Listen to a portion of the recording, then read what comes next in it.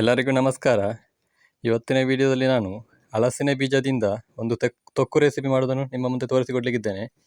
ಇಲ್ಲಿ ನಾನು ತೊಕ್ಕು ರೆಸಿಪಿಯನ್ನು ಮಾಡಲಿಕ್ಕೆ ಇಲ್ಲಿ 20 ಹಲಸಿನ ಬೀಜವನ್ನು ತಗೊಂಡಿದ್ದೇನೆ. ಬನ್ನಿ ಇವಾಗ ಮೊದಲ ಹತ್ರ ಸಿಪ್ಪೆಲ್ಲ ತೆಗೆಯುವ.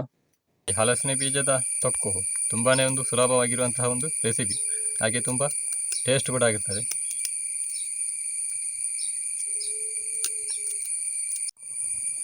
ನೋಡಿ, ಈಗ ಹಲಸಿನ ಬೀಜವನ್ನು ಸಿಪ್ಪೆಲ್ಲ ತೆಗೆದಾಗಿದೆ. ಇವಾಗ ಅದನ್ನು ನಾವು 2 ತುಂಡುಗಳಾಗಿ ಕಟ್ ಮಾಡಿಕೊಳ್ಳುವ.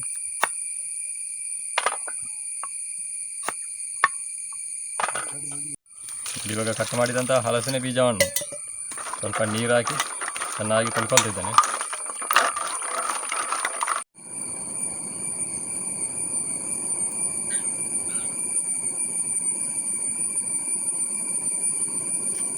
ನೋಡಿ, ಇವಾಗ ನಾನು ಒಲೆ ಮೇಲೆ ಒಂದು ಪಾತ್ರೆಯನ್ನು ಇಡ್ತಿದ್ದೇನೆ. ಇವಾಗ ಅದಕ್ಕೆ ಸ್ವಲ್ಪ ನೀರು ಹಾಕಿಲ್ವ.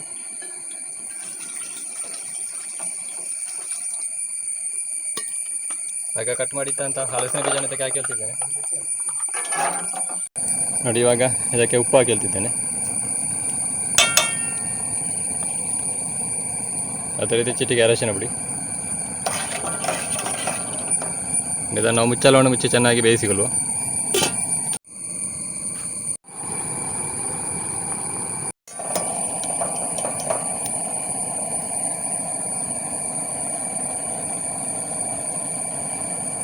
ನೋಡಿ, ಇವಾಗ ಹಲಸಿನ ಬೀಜ ಬೆಂದಿದೆ. ನೋಡಿ, ಚೆನ್ನಾಗಿ ಈಗ ಸ್ಮ್ಯಾಶ್ ಆಗ್ತಾ ಉಂಟು. ನೋಡಿ, ಇದನ್ನು ಒಲೆಯಿಂದ ಕೆಳಗಿಳಿಸಿಕೊಳ್ಳುವ. ನೋಡಿ, ಇವಾಗ ನಾನು ಒಲೆ ಮೇಲೆ ಒಂದು ಬಾಣಲೆಯನ್ನು ಇಟ್ಕೊಂಡಿದ್ದೇನೆ. ಇವಾಗ ಅದಕ್ಕೆ ಸ್ವಲ್ಪ ಎಣ್ಣೆ ಹಾಕಿ ಹೇಳ್ತಿದ್ದೇನೆ.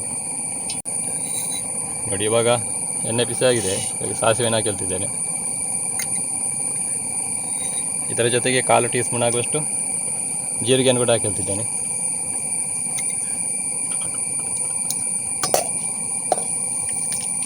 ನೋಡಿ, ಇವಾಗ ಸಾಸಿವೆಲ್ಲ ಚೆನ್ನಾಗಿ ಸಿಡಿತಾ ಉಂಟು. ಇವಾಗ ನಾನು 2 ಜಜ್ಜಿದ ಬೆಳ್ಳುಳ್ಳಿಯನ್ನು ಹಾಕಿರ್ತೇನೆ. ಅದೇ ರೀತಿ ಒಂದೇ ಸಲ ಕರಿಬೇವಿನ ಸೊಪ್ಪು.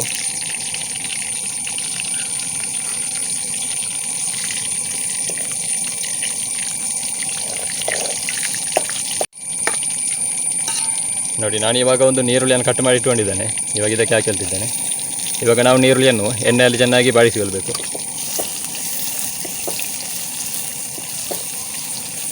ನೋಡಿ, ಇವಾಗ ನೀರುಳ್ಳಿಯನ್ನು ಎಣ್ಣೆಯಲ್ಲಿ ಆಲ್ಮೋಸ್ಟ್ ಬಾಡಿಸಿಕೊಂಡಿದ್ದೇನೆ.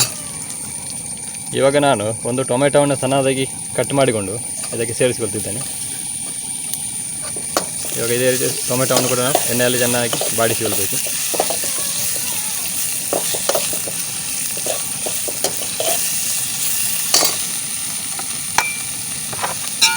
ನಾನು ಇದರ ಜೊತೆಗೆ ಸಣ್ಣದಾಗಿ ಕಟ್ ಮಾಡಿಕೊಂಡಂಥ ಶುಂಠಿಯನ್ನು ಕೂಡ ಹಾಕಿರ್ತಿದ್ದೇನೆ.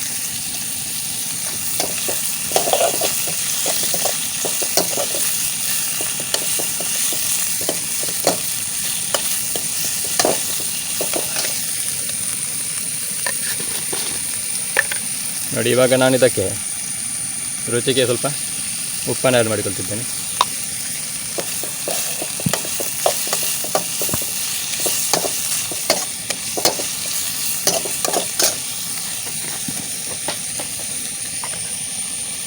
ಅದೇ ರೀತಿ ಚಿಟಿಕೆ ಅರಶಿನ. ನೋಡಿ, ಇವಾಗ ನಾನು ಟೊಮೆಟೊವನ್ನು ಕೂಡ ಚೆನ್ನಾಗಿ ಎಣ್ಣೆಯಲ್ಲಿ ಬಾಡಿಸಿಕೊಂಡಿದ್ದೇನೆ. ಇವಾಗ ಇದಕ್ಕೆ ನೋಡಿ 1 ಟೀ ಸ್ಪೂನ್ ಆಗುವಷ್ಟು ಕೊತ್ತಂಬರಿ ಪುಡಿಯನ್ನು ಹಾಕಿ ಹೇಳ್ತಿದ್ದೇನೆ.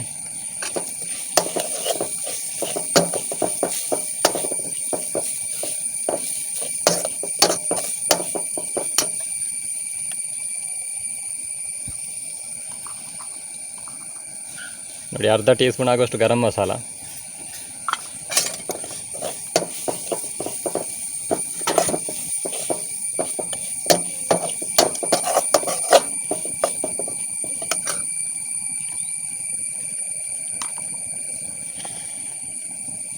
ನೋಡಿ, ಇವಾಗ ನಾನೊಂದು 2 ಟೀ ಸ್ಪೂನ್ ಆಗುವಷ್ಟು ಕೆಂಪು ಮೆಣಸಿನ ಪುಡಿಯನ್ನು ಹಾಕಿ ಹೇಳ್ತಿದ್ದೇನೆ.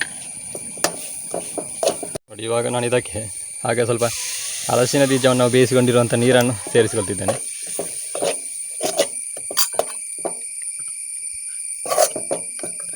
ನೋಡಿ, ಇವಾಗ ನಾವು ಬೇಯಿಸಿಟ್ಟಂಥ ಹಲಸಿನ ಬೀಜವನ್ನು ಇದಕ್ಕೆ ಸೇರಿಸಿಕೊಳ್ಳುವ. ಇವಾಗ ನಾವು ಈ ಹಲಸಿನ ಬೀಜವನ್ನು ಸ್ವಲ್ಪ ಸ್ಮ್ಯಾಶ್ ಮಾಡಿಕೊಳ್ಳಬೇಕು. ಸ್ಮ್ಯಾಶರ್ ಅಥವಾ ಸೌಟಿನ ಸಹಾಯದಿಂದ ಇದನ್ನು ಸ್ವಲ್ಪ ಈ ರೀತಿಯಾಗಿ ನಾವು ಸ್ಮ್ಯಾಶ್ ಮಾಡಿಕೊಳ್ಬೇಕು. ನೋಡಿ ಇವಾಗ ಈ ಹಲಸಿನ ಬೀಜವನ್ನೆಲ್ಲ ಚೆನ್ನಾಗಿ ಸ್ಮ್ಯಾಶ್ ಮಾಡಿಕೊಂಡಿದ್ದೇನೆ. ಇವಾಗ ನೀರು ಕಡಿಮೆ ಇದ್ದರೆ ಸ್ವಲ್ಪ ನೀರನ್ನು ಸೇರಿಸಿಕೊಳ್ಳಿ.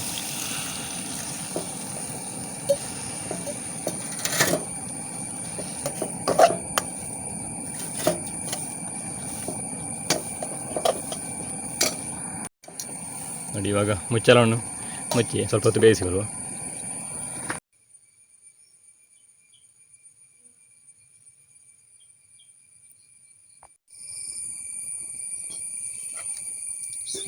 ನೋಡಿ ಇವಾಗ ನಮ್ಮ ಹಲಸಿನ ಬೀಜದ ತೊಕ್ಕು ತಯಾರಾಗಿದೆ.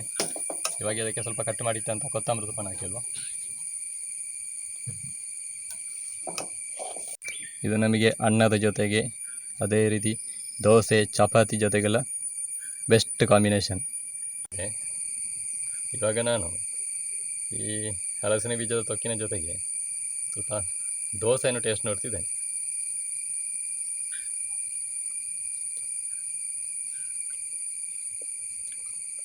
Super taste. ನೋಡಿದ್ರಲ್ಲ ಹಲಸಿನ ಬೀಜದಿಂದ ಯಾವ ರೀತಿಯಾಗಿ ಒಂದು ತೊಕ್ಕು ರೆಸಿಪಿಯನ್ನು ನಾವು ತಯಾರು ಮಾಡ್ಬೋದು ಅಂತೇಳಿ. ಇದು ತುಂಬಾ ಸುಲಭವಾಗಿರುವಂಥ ಒಂದು ರೆಸಿಪಿ, ಹಾಗೆ ರುಚಿ ಕೂಡ ತುಂಬಾ ಸಖತ್ತಾಗಿರ್ತದೆ. ಹಾಗೆ ನಿಮಗೆ ಇವತ್ತಿನ ವೀಡಿಯೋ ಇಷ್ಟ ಆಗಿದ್ದರೆ ವೀಡಿಯೋಗೊಂದು ಲೈಕ್ ಮಾಡಿ, ಶೇರ್ ಮಾಡಿ, ನಿಮ್ಮ ಅನಿಸಿಕೆ ಅಭಿಪ್ರಾಯ ಏನಾದರೂ ಕಮೆಂಟ್ ಮಾಡಿ ಅಂತ ಹೇಳುತ್ತಾ ಇವತ್ತಿನ ವೀಡಿಯೋವನ್ನು ನಾನು ಇಲ್ಲಿಗೆ ಕೊನೆಗೊಳಿಸ್ತಿದ್ದೇನೆ. ಮುಂದೆ ಇದೇ ರೀತಿಯ ರೆಸಿಪಿ ವೀಡಿಯೋದೊಂದಿಗೆ ನಿಮ್ಮೆಲ್ಲರನ್ನು ಭೇಟಿ ಮಾಡ್ತೇನೆ ಅಂತ ಹೇಳುತ್ತಾ ಅಲ್ಲಿವರೆಗೆಲ್ಲರಿಗೂ ನಮಸ್ಕಾರ.